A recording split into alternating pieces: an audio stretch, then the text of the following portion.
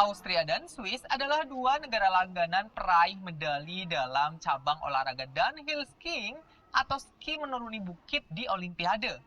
Sementara itu, Ukraina yang sama-sama negara Eropa justru sulit untuk menjadi juara. Kok bisa sih? Lalu apa sih kaitannya dengan geografi terapan? Hai teman-teman, ketemu lagi nih dengan Kak Hendro. Pada video kali ini, Kak Hendro akan membahas sedikit tentang geografi terapan. Geografi terapan merupakan implementasi ilmu geografi pada berbagai bidang kehidupan. Ski menuruni bukit adalah salah satu cabang olahraga yang diperlombakan di Olimpiade. Walaupun banyak sekali negara yang mengikuti perlombaan tersebut, tetapi Swiss dan Austria selalu tampil menjadi negara yang mendominasi dalam Olimpiade itu. Mengapa sih bisa demikian? Ya, wajar saja, karena kedua negara tersebut terletak di sekitar pegunungan Alpen. Sehingga ski menuruni bukit merupakan olahraga yang biasa bagi orang di sana. Selain itu, para atlet pun dapat berlatih tanpa halangan di dalam negerinya sendiri.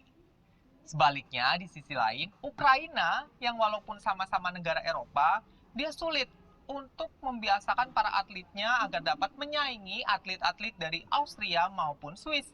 Karena apa? Karena di wilayah dalam negerinya tidak ada ketampakan alam seperti yang ada di pegunungan Alpen. Nah, teman-teman, mungkin di antara kalian banyak nih yang bisa menebak. Kira-kira apa sih yang dijadikan sebagai bahan untuk mengkaji fenomena tadi? Betul, geografi. Geografi ternyata juga berperan dalam membahas masalah di bidang olahraga. Nah, ilmunya merupakan geografi terapan, yaitu geografi olahraga. Selain geografi olahraga, masih ada banyak lagi nih geografi terapan yang lain. Contohnya seperti geografi perkotaan, geografi perdesaan, geografi kesehatan, geografi transportasi, geografi agama atau geografi ketuhanan, dan masih banyak lagi. Namun, teman-teman, pada video kali ini Kak Hendro hanya akan membahas lebih jauh mengenai geografi makanan dan juga geografi agama. Mengapa? Karena dua geografi terapan ini mungkin tidak pernah kalian pelajari dari bangku SD sampai bangku SMA. Sementara itu, geografi terapan yang lain yang sudah kalian sebut tadi akan kalian pelajari pada kelas 11 dan juga pada kelas 12. Pernahkah kalian membayangkan ternyata ahli-ahli geografi di dunia menerapkan ilmu geografinya untuk mengkaji teknik panggang? Hah? Teknik panggang? Iya teman-teman. Geografi terapan ini dikenal dengan istilah Geography of Barbecue. Walaupun sama-sama memanggang, ternyata masing-masing wilayah memiliki kekhasannya masing-masing. Nah, teman-teman, kekhasan dalam memanggang ini terlihat dari beberapa hal. Seperti dari teknik panggangnya, bahan yang dipanggang, saus yang digunakan, bahkan sampai perbedaan bahan bakar yang digunakan untuk memanggang. Contohnya, di Appalachia, orang-orang Piedmont dan penghuni hutan selatan memilih untuk memanggang daging babi hutan. Karena memang di wilayah mereka banyak berkeliaran babi hutan. Sementara itu, orang-orang Anglo-Amerika tidak melakukan hal itu. Mengapa? Mereka lebih memilih untuk memanggang daging babi yang dihasilkan dari peternakan mereka sendiri. Karena memang di wilayah mereka tidak banyak babi hutan yang berkeliaran. Nah, di daerah lain seperti di Texas, dataran Great Plains, dan juga sebagian Carolina, orang-orang justru memilih untuk memanggang daging sapi. Bukan karena mereka sebagian besar Yahudi maupun Muslim yang mengharamkan makan daging babi. Tapi karena memang di wilayah tempat tinggal mereka, sebagian besar bentuknya adalah dataran padang rumput. Sehingga sapi dapat hidup dengan baik di sana.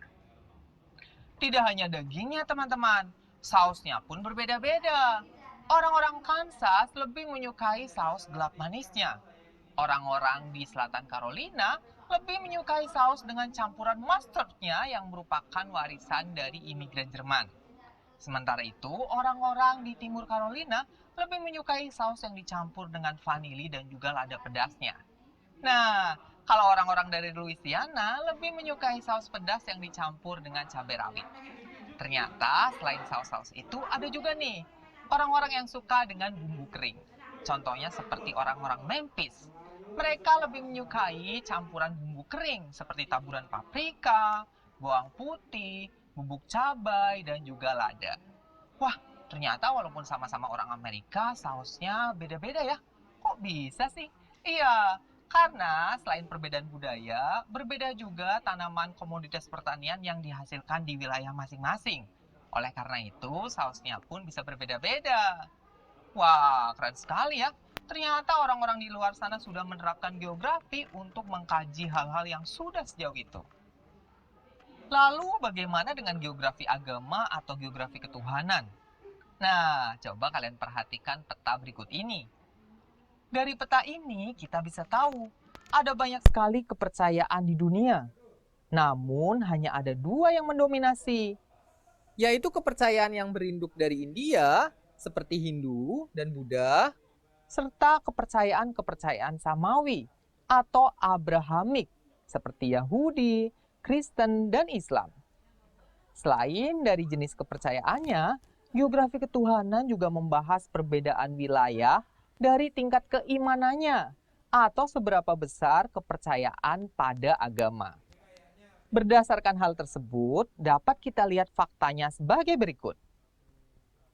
Nah, data pada peta tersebut dihasilkan dari sebuah angket oleh Gallup yang didasarkan pada pertanyaan seputar seberapa pentingnya nilai-nilai kepercayaan dalam kehidupan sehari-hari. Wah, teman-teman, ternyata dengan belajar geografi kita bisa tahu banyak hal dalam konteks keruangan dan kewilayahan. Teman-teman, selain membahas berbagai gejala atau fenomena yang ada di permukaan bumi, geografi juga membahas dinamika dari gejala-gejala tersebut. Seperti apa sih geografi membahasnya? Tonton terus videonya ya. Sampai jumpa. Dadah!